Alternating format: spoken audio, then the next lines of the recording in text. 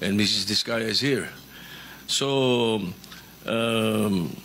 pwede po bang, Mrs. Diskaya, pwede po bang ibalita nyo sa amin, ikwento nyo sa amin yung mga napanood namin sa inyo sa television na sinasabi ninyo. Kailan po kayo unang nagkaroon ay kumita ng bilyon sa construction industry? Anong taon po yun? Good morning po. Billion po. Opo, kwento nung narinig po namin sa television, sinasabi nyo sa interview nyo dahil tinanong kayo kung anong naging gateway para gumanda ang buhay nyo. Sabi nyo kayo hindi naman nakakaangat nung araw. At tapos sabi ninyo ay noong DPWH na kami. Yun po yung sagot ninyo eh. So, at tinanong kung magkano at sabi nyo bilyon. Kailan po itong unang bilyon na kumita kayo sa DPWH? For the knowledge of everyone, so St. Gerard, Alpha and Omega, we have been in the construction business for 23 years. So I would presume na in the 23 years, pwede naman siguro kami po kumita. Yung billion, when I said DPWH, because prior to that, we were in local government. So ang hirap makasingil sa local government. They spliced the video that was taken of me and just mentioned the DPWH. So, contractor na po kami for 23 years. So you're saying that the television station and the persons interviewing you edited your answers? I think so, sir, kasi I did mention that I was doing local government as well as private po. Yeah, if I may, with the permission of the chairman, Senator President Pro Tem. Ma'am Sara, ano ba naging trabaho niyo bago kayo pumasok sa mga kontrata sa gobyerno?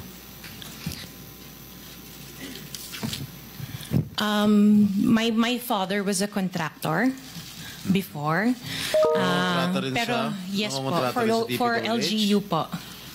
LGU, and then ako I worked sa ibang bansa. Yun po. Anong work mo sa ibang bansa? I was a dental receptionist and an orthodontic nurse. So you are a doctor? Nurse? No po. Yung asawa mo, ano trabaho? He works sa isang development corporation, and him and his brother were parang private contractors sa subdivision namin. Paano kayo? How were you enticed to join the mga kontrata sa DPWH? Who influenced you? Wala naman po. Nakita namin on PhilJeps na may mga projects na pwede palang mag-join.